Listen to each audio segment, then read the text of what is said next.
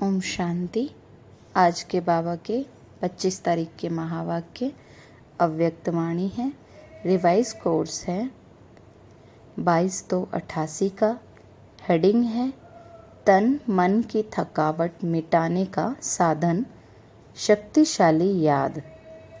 तन मन की थकावट मिटाने का साधन शक्तिशाली याद।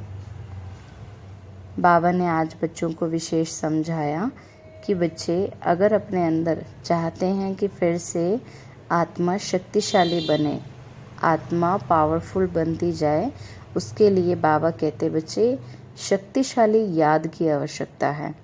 कई बच्चे बाबा को याद तो करते हैं लेकिन अपनी जिम्मेवारियों के कारण, कार्यों के कारण, सेवाओं के कारण फिर ज़्यादा समय योग के लिए नहीं दे पाते हैं और फिर यही कहते हैं क्या करें बाबा, हम योग करना तो चाहते हैं, याद में रहना चाहते हैं, लेकिन इतने कार्य हैं, इतनी जिम्मेवारियां हैं, हम कैसे समय निकालें। लेकिन बाबा कहते हैं कि बच्चे चाहे कितनी भी जिम्मेवारियां हों, लेकिन जब तक योग में नहीं रहेंगे तो आत्मा की बैटरी चार्ज नहीं होगी। इसलिए बाबा ने कहा कि दोनों का बैलेंस रखो, अपने कार्यों का, सेवा का, योग का बैलेंस हमें रखना है। याद और सेवा के बीच में हमें एक बैलेंस बना के चलना है।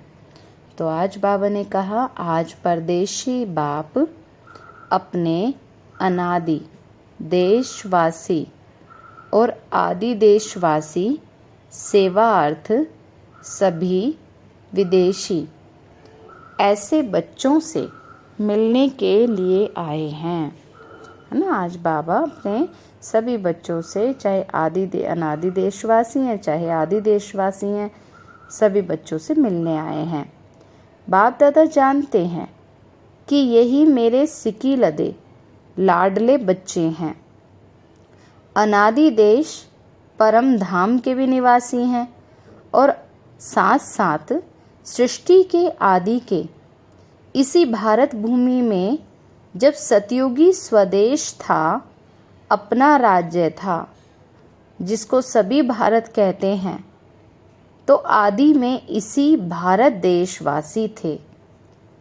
इसी भारत भूमि में ब्रह्मा बाप के साथ साथ राज्य किया है। अनेक जन्म अपने राज्य में सुख शांति संपन्न अनेक जीवन व्यतीत किए हैं ना। बाबा ने कहा तुम बच्चों ने सतयुग में, है ना, ब्रह्मा बाबा के साथ, जब ब्रह्मा बाबा का श्री कृष्ण रूप में जन्म था तो अनेक जीवन जन्म व्यतीत किए हैं। इसलिए आदि देशवासी होने के कारण भारत भूमि से दिल का स्नेह है। चाहे कितना भी अभी अंत में भी भारत गरीब व धूल मिट्टी वाला बन गया है, फिर भी अपना देश तो अपना ही होता है ना। तो आप सभी की आत्मा का अपना देश और शरीरधारी देवता जीवन का अपना देश कौन सा था? भारत ही तो था ना। बाबा ने कहा जब आप बच्चे अभी ब्राह्मण हैं तो भी भारत में हैं, सतयुग में जाएंगे देवता बनेंगे तो भी भारत में ही राज्य करेंगे। तो कितने जन्म आप भारत भूमि में ही रहे हो, वह याद है ना। 21 जन्मों का वर्षा सभी ने बाप से प्राप्त कर लिया है, इसलिए 21 जन्म की तो गारंटी है ही। बाद में भी तो हर एक आत्मा के कई जन्म भारत भूमि में ही हुए हैं, क्योंकि जो ब्रह्मा बाप के समीप की आत्माएं हैं ना, समान बनने वाली आत्माएं हैं, वह ब्रह्मा बाप के साथ साथ आपे ही पूज्य और आपे ही पुजारी का पाठ भी साथ में बजाती हैं। द्वापर युग के पहले भक्त आप ब्राह्मण आत्माएं ही बनती हो। आदि स्वर्ग में आप इसी देश के ही वासी थे और अनेक बार भारत भूमि के देशवासी हो। इसलिए ब्राह्मणों के तो अलौकिक संसार मधुबन से तो अति प्यार है। ये मधुबन तो ब्राह्मणों का छोटा सा संसार है, तो ये संसार बहुत अच्छा लगता है ना। यहाँ से जाने की दिल नहीं होती है ना। मधुबन में जाते हैं तो कितना अच्छा लगता है कि वहाँ से वापस ही ना आए। अगर अभी अभी ऑर्डर भी कर ले कि मधुबन निवासी बन जाओ तो खुश होंगे ना। अगर बाबा सभी को यही कहें कि सभी बच्चे मधुबन में आ जाओ, मधुबन निवासी बन जाओ, तो सभी बच्चे खुश होंगे ना। वह ये संकल्प आएगा कि सेवा कौन करेगा। कई बच्चे सोचते हैं ना फिर कि कौन सेंटर संभालेगा, कौन हमारी जिम्मेवारियां पूरी करेंगे। सेवा के लिए तो जाना ही चाहिए। बाप दादा कहे बैठ जाओ, क्या फिर भी सेवा याद आएगी, है ना। अगर बाबा कहे कि बच्चे यहाँ मधुबन में आ जाओ, यहीं रह जाओ, तो ऐसा तो नहीं फिर अपने कार्य याद आएंगे, जिम्मेवारियां याद आएंगी, सेवा याद आएगी। सेवा कराने वाला कौन है? बाप है ना। तो जो बाप का डायरेक्शन हो, श्रीमत हो, उसको उसी रूप में पालन करना, इसको कहते हैं सच्चा आज्ञाकारी बच्चा। बाप दादा जानते हैं मधुबन में बिठाना है, वह सेवा पर भेजना है ना। बाबा समय अनुसार बच्चों को गाइड करते हैं कि क्या करना है, क्या नहीं करना है। ब्राह्मण बच्चों को तो हर बात में ही एवर रेडी रहना है। अभी अभी जो डायरेक्शन मिले उसमें ही एवर रेडी रहना, चाहे मधुबन में रहने का डायरेक्शन मिले, चाहे योग में रहने का, चाहे सेवा पर जाने का। संकल्प मात्र भी मन मत मिक्स ना हो, इसको कहते हैं श्रीमत पर चलने वाली श्रेष्ठ आत्मा। ये तो जानते हो ना कि सेवा के जिम्मेवार बाप दादा हैं, व आप हैं। तो इस जिम्मेवारी से तो आप हल्के हो ना, कि जिम्मेवारी का थोड़ा थोड़ा बोझा है। इतना बड़ा प्रोग्राम करना है, ये करना है, बोझ तो नहीं समझते हो ना। करन करावनहार एक ही बाप है। किसी की भी बुद्धि को टच कर विश्व सेवा कराते रहे हैं और कराते ही रहेंगे। सिर्फ निमित्त बच्चों को इसलिए बनाते हैं कि जो करेगा सो पाएगा। पाने वाले बच्चे हैं, बाप को पाना नहीं है। प्रारब्ध पाना या सेवा का फल अनुभव होना, ये तो आत्माओं का काम है। बाबा कहते जो करेंगे वो पाएंगे, जो बच्चे सेवा करेंगे उन्हें प्रारब्ध भी मिलेगी। इसलिए निमित्त तो बच्चों को ही बनाते हैं ना, भाग्य तो बच्चों का ही बनाना है, तो बच्चों के द्वारा ही कार्य करवाते हैं। साकार रूप में भी सेवा कराने का कार्य देखा, और अभी अव्यक्त रूप में भी करन करावनहार बाप अव्यक्त ब्रह्मा के द्वारा कैसे सेवा करवा रहे हैं, ये भी देख रहे हो ना। माना ब्रह्मा बाबा भी अव्यक्त रूप में, फरिश्ते रूप में अभी भी सेवा कर रहे हैं, बच्चों को साकाश देते हैं। अव्यक्त सेवा की गति तो और ही तीव्र गति है। कराने वाला करा रहा है और आप कठपुतली के समान नाच रहे हो। ये भी तो सेवा का एक खेल है। कराने वाला करा रहा है और आप निमित्त बन एक कदम का पदम गुणा प्रारब्ध बना रहे हो। तो बोझ किसके ऊपर है? कराने वाले पर है या करने वाले पर है? बाप तो जानते हैं ये भी बोझ नहीं है। आप बोझ कहते हो तो बाप भी बोझ शब्द कहते हैं। बाप के लिए तो सब हुआ ही पड़ा है। सिर्फ जैसे लकीर खींची जाती है ना, लकीर खींचना बड़ी बात लगती है क्या? तो ऐसे ही बाप दादा सेवा कराते हैं। सेवा भी इतनी ही सहज है जैसे एक लकीर खींचना। रिपीट कर रहे हैं, निमित्त मात्र खेल कर रहे हैं। जैसे माया का विघ्न खेल है, तो सेवा भी मेहनत नहीं है लेकिन खेल है। तो ऐसे समझने से ही सेवा में सदा ही रिफ्रेशमेंट अनुभव करेंगे। जैसे कोई खेल किस लिए करते हैं? थकने के लिए नहीं, रिफ्रेश होने के लिए खेल करते हैं ना। चाहे कितना भी बड़ा कार्य हो, लेकिन ऐसा ही अनुभव करेंगे जैसे खेल करने से रिफ्रेश हो जाते हैं। जैसे बच्चे खेलते हैं तो थकावट थोड़ी अनुभव करते हैं, खेलने से रिफ्रेश हो जाते हैं। ऐसे बाबा क्या कहते हैं, बच्चे सेवा को भी खेल समझ करके करते जाना है, सेवा करते जाना है। चाहे कितना भी कोई थकाने वाला खेल हो, लेकिन खेल समझने से थकावट नहीं होती है। क्योंकि अपनी दिल की रुचि से खेल किया जाता है ना। चाहे खेल में कितना भी हार्ड वर्क करना पड़े, लेकिन वह भी मनोरंजन लगता है क्योंकि अपने दिल से करते हो। और कोई लौकिक कार्य बोझ मिसल होता है, निर्वाह अर्थ तो करना ही पड़ेगा। ड्यूटी समझ करके करते हो, इसलिए मेहनत लगती है। चाहे शारीरिक मेहनत का, चाहे बुद्धि की मेहनत का काम है, लेकिन ड्यूटी समझ करने से थकावट अनुभव करेंगे, क्योंकि वो दिल की खुशी से नहीं करते। जो अपने मन के उमंग से, खुशी से कार्य किया जाता है, उसमें थकावट भी नहीं होती है, बोझ भी अनुभव नहीं होता है। कहाँ कहाँ बच्चों के ऊपर सेवा के हिसाब से ज़्यादा कार्य भी आ जाता है, इसलिए कभी कभी थकावट फील होती है, अनुभव होती है। बाप दादा देखते हैं कि कई बच्चे तो अथक बन सेवा करने के उमंग उत्साह में भी रहते हैं, फिर भी हिम्मत रख कर के आगे बढ़ रहे हैं। ये देखकर बाप दादा भी हर्षित होते हैं। फिर भी सदा बुद्धि को हल्का जरूर रखो। बाप दादा बच्चों के सब प्लान प्रोग्राम वतन में बैठे भी देखते रहते हैं। हर एक बच्चे की याद और सेवा का रिकॉर्ड बाप दादा के पास हर समय रहता है। हर बच्चा कितना याद में रहता है, कितना सेवा करता है, तो ये रिकॉर्ड सारा बाप दादा के पास वतन में रहता है।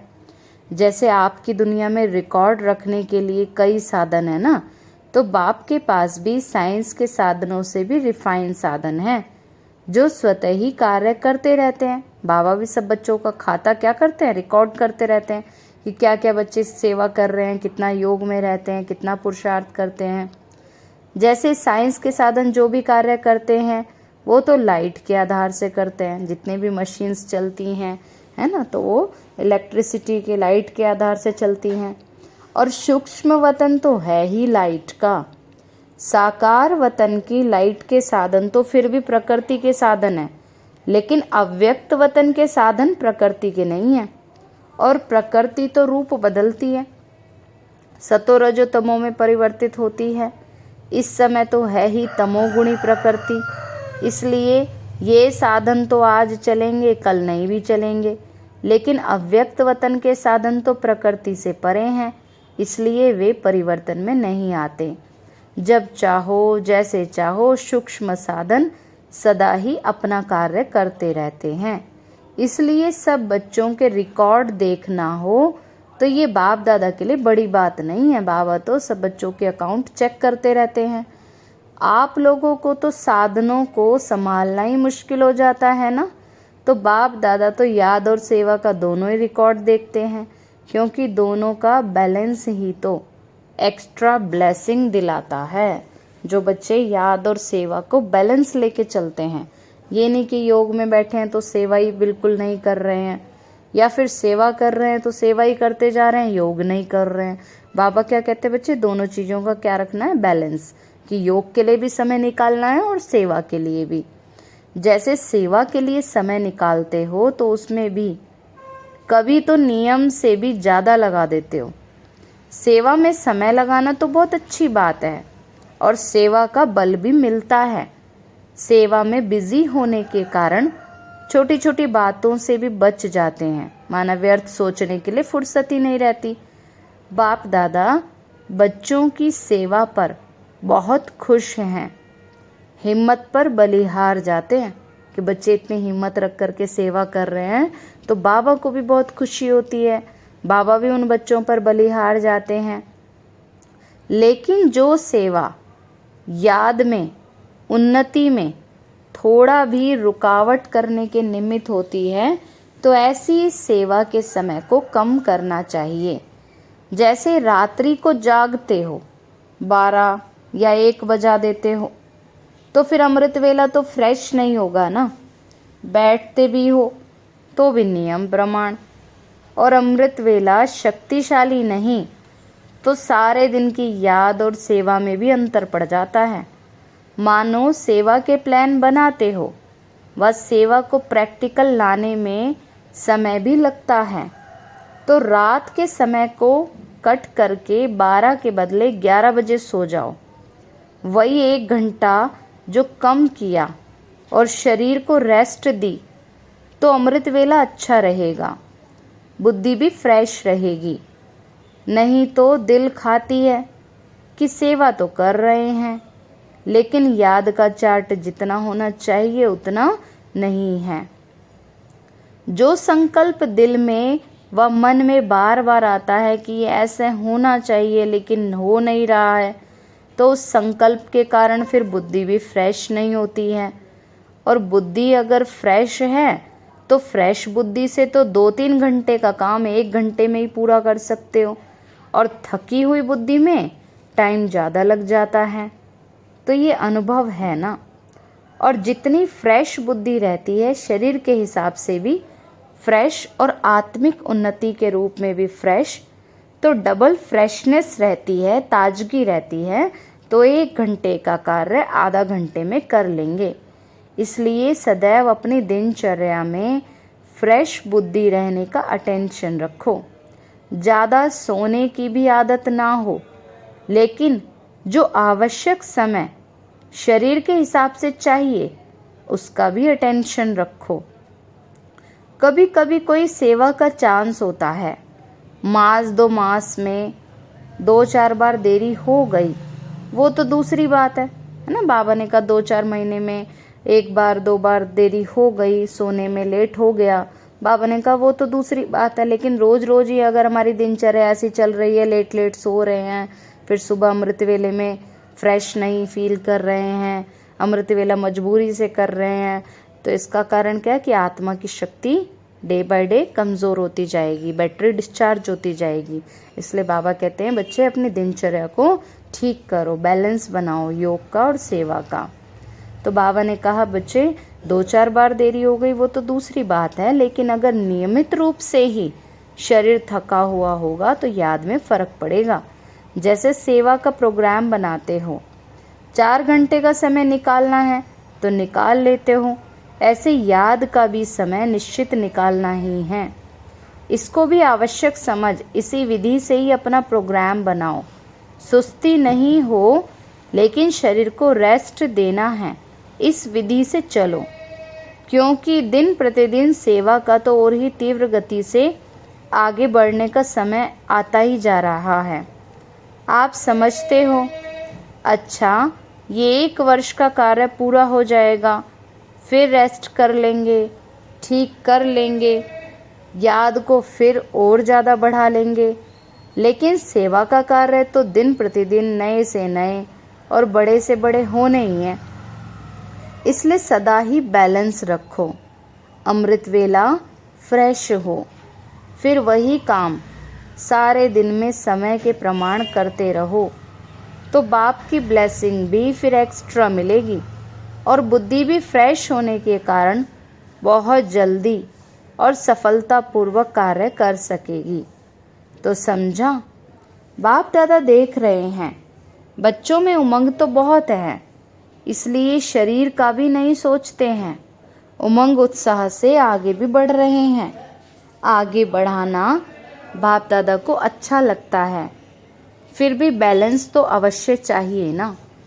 भल करते रहते हो, चलते रहते हो, लेकिन कभी कभी जैसे बहुत काम होता है तो बहुत काम में एक तो बुद्धि की थकावट होने के कारण जितना चाहते हो उतना नहीं कर पाते हो, और दूसरा बहुत काम होने के कारण थोड़ा सा भी किसी के द्वारा थोड़ी सी हलचल होगी तो थकावट के कारण चिड़चिड़ापन हो जाता है, उससे खुशी कम हो जाती है।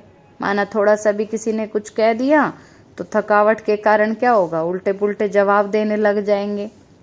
वैसे अंदर ठीक रहते हो, सेवा का बल भी मिल रहा है, खुशी भी मिल रही है, फिर भी शरीर तो पुराना है ना, इसलिए टू मच में नहीं जाओ। बाबा ने कहा इसलिए कार्य भी जितना पॉसिबल हो उतना ही करो, बहुत ज़्यादा जिम्मेवारियां अपने ऊपर नहीं लेकर चलो। करना है तो बाबा ने कहा अचानक नहीं करो, एकदम से सारे काम नहीं करो, धीरे धीरे बैलेंस बना करके हर कार्य करो समय के अनुसार। तो बाबा ने कहा बच्चे बैलेंस रखो ना, टू मच में नहीं जाओ। याद के चार्ट पर थकावट का असर नहीं होना चाहिए। इसलिए सेवा में जितना बिजी रहते हो, भले कितना भी बिजी रहो, लेकिन थकावट मिटाने का विशेष साधन हर घंटे व 2 घंटे में 1 मिनट भी शक्तिशाली याद का समय अवश्य निकालो, है ना। जैसे अपने ट्रैफिक कंट्रोल बचते हैं, तो बाबा कहते बीच बीच में 1 मिनट के लिए अपनी बैटरी को, आत्मा को चार्ज करो। जैसे कोई शरीर में कमज़ोर होता है तो शरीर को शक्ति देने के लिए डॉक्टर्स 2-2 घंटे बाद ताकत की दवाई पीने के लिए देते हैं ना, तो टाइम निकाल करके दवाई तो पीनी पड़ती है। तो बीच बीच में 1 मिनट भी अगर शक्तिशाली याद का निकालो तो उसमें ABC सब विटामिन्स आ जाएंगे। बाबा की याद में रहने से सारे विटामिन्स आ जाएंगे। सुनाया था ना कि शक्तिशाली याद सदा क्यों नहीं रहती, जब हैं ही बाप के और बाप आपका है, सर्व संबंध है, दिल का स्नेह है, नॉलेजफुल भी हो, प्राप्ति के भी अनुभवी हो, फिर भी शक्तिशाली याद सदा क्यों नहीं रहती? उसका कारण क्या है? अपनी याद का लिंक नहीं रखते, लिंक टूटता है, इसलिए फिर जोड़ने में भी समय लग जाता है, मेहनत भी लगती है, और शक्तिशाली याद की बजाय फिर कमज़ोर हो जाते हैं। विस्मृति तो हो नहीं सकती, याद रहती है, लेकिन सदा ही शक्तिशाली याद स्वतः ही रहे, उसके लिए लिंक नहीं टूटना चाहिए। माना बाबा की याद हर समय रहनी चाहिए, बीच बीच में कनेक्शन टूटना नहीं चाहिए। हर समय बुद्धि में याद का लिंक जुटा रहे, उसकी विधि ये है। तो ये भी आवश्यक समझो। जैसे वह काम समझते हो कि आवश्यक है, माना सेवा करना आवश्यक है, कार्य करना आवश्यक है, ऐसे बाबा की याद में रहना भी आवश्यक समझो। तो ये प्लान पूरा करके ही उठना है, इसलिए समय भी देते हो, एनर्जी भी लगाते हो, तो वैसे ये भी आवश्यक है। इसको पीछे नहीं करो कि ये काम पहले पूरा करके फिर याद कर लेंगे, नहीं, इसका समय अपने प्रोग्राम में पहले ऐड करो। जैसे वह सेवा के लिए प्लान 2 घंटे का टाइम फिक्स करते हो, चाहे मीटिंग करते हो, चाहे प्रैक्टिकल करते हो, तो 2 घंटे के साथ साथ ये भी बीच बीच में करना ही है, ये ऐड करो। जो 1 घंटे में प्लान बनाएंगे वह आधा घंटे में हो ही जाएगा, करके देखो। आपे ही फ्रेशनेस से 2 बजे आँख खुलती है, वह दूसरी बात है, लेकिन कार्य के कारण जागना पड़ता है, तो फिर इसका तो प्रभाव शरीर पर आता है। इसलिए बैलेंस के ऊपर सदा ही अटेंशन रखो। बाप दादा तो बच्चों को इतना बिजी देख यही सोचते हैं कि इन्हों के माथे की मालिश होनी चाहिए। माना इतनी कार्य करते हुए, बच्चों को देखते, इतनी जिम्मेवारियां पूरी करते हुए, तो बाप अभी सोचते हैं कि इन्हों के माथे की मालिश होनी चाहिए। लेकिन समय निकालेंगे तो वतन में बाप दादा तो मालिश भी कर देंगे, वह भी अलौकिक होगी। ऐसे लौकिक मालिश थोड़े ना होगी, एकदम फ्रेश हो जाएंगे। बाबा ने कहा लौकिक मालिश कराएंगे तो एकदम फ्रेश हो जाएंगे। 1 सेकंड में शक्तिशाली याद तन और मन दोनों को ही फ्रेश कर देती है। बाप के वतन में आ जाओ, जो संकल्प करेंगे वह पूरा हो जाएगा। चाहे शरीर की थकावट हो, चाहे दिमाग की थकावट हो, चाहे स्थिति की थकावट हो, बाप तो आए ही हैं थकावट उतारने। तो आज डबल विदेशियों से पर्सनल रूह रिहान कर रहे हैं। बहुत अच्छी सेवा की है और करते ही रहना है। सेवा बढ़ना ये तो ड्रामानुसार बना ही हुआ है। कितना भी आप सोचो, अभी तो बहुत हो गया, लेकिन ड्रामा की भावी बनी हुई है। इसलिए सेवा के प्लान्स तो निकलने ही हैं और आप सबको निमित्त बनकर करना ही है। ये भावी कोई भी बदल भी नहीं सकते हैं। बाप चाहे 1 वर्ष सेवा से रेस्ट भी दे देवें, लेकिन बदल नहीं सकता। सेवा से फ्री होकर क्या बैठ सकेंगे? बाबा कहते जिन बच्चों को सेवा करना अच्छा लगता है, सेवा में ही उनका मन लगता है, उनको खाली बैठना अच्छा भी नहीं लगेगा। तो और बाबा ने कहा दिन प्रतिदिन सेवा तो आगे बढ़नी ही है। जैसे याद ब्राह्मण जीवन की खुराक है ना, तो ऐसे सेवा भी जीवन की खुराक है। बिना खुराक के कभी कोई रह सकता है क्या? लेकिन बैलेंस भी जरूरी है। इतना भी ज़्यादा नहीं करो जो बुद्धि पर बोझ हो, और इतना भी नहीं करो जो अलबेले ही हो जाओ। बाबा ने कहा इतना भी आलस अपने अंदर नहीं लाओ जो कुछ करो ही ना, अलबेलेपन में आ जाओ। ना तो बोझ हो और ना ही अलबेलापन हो, इसको कहते हैं बैलेंस। अच्छा, सदा याद और सेवा के बैलेंस द्वारा बाप की ब्लेसिंग के अधिकारी, सदा बाप के समान डबल लाइट रहने वाले, सदा निरंतर शक्तिशाली याद का लिंक जोड़ने वाले, सदा शरीर और आत्मा को रिफ्रेश रखने वाले, हर कर्म विधि पूर्वक करने वाले, सदा श्रेष्ठ सिद्धि प्राप्त करने वाले, ऐसे श्रेष्ठ समीप बच्चों को बाप दादा का याद प्यार और नमस्ते। अच्छा, मीठे मीठे सिकीलते बच्चों प्रति माता पिता बाप दादा का याद प्यार और गुड मॉर्निंग। रूहानी बाप की रूहानी बच्चों को नमस्ते। रूहानी हम बच्चों की रूहानी माता पिता बाप दादा को नमस्ते नमस्ते नमस्ते बाबा नमस्ते। सदा रहें हंसते और हंसाते और बन जाए फरिश्ते। शुक्रिया बाबा, शुक्रिया बाबा, शुक्रिया बाबा। धारणा के लिए बाबा ने वरदान दिया है। श्रेष्ठ तकदीर की स्मृति द्वारा, श्रेष्ठ तकदीर की स्मृति द्वारा अपने समर्थ स्वरूप में रहने वाले, श्रेष्ठ तकदीर की स्मृति द्वारा अपने समर्थ स्वरूप में रहने वाले सूर्यवंशी पद के अधिकारी भव। जो अपनी श्रेष्ठ तकदीर को सदा स्मृति में रखते हैं कि मुझ आत्मा की तकदीर ऊंचे से ऊंची है। ये कभी भी नहीं कहना कि मेरी तो तकदीर ही खराब है।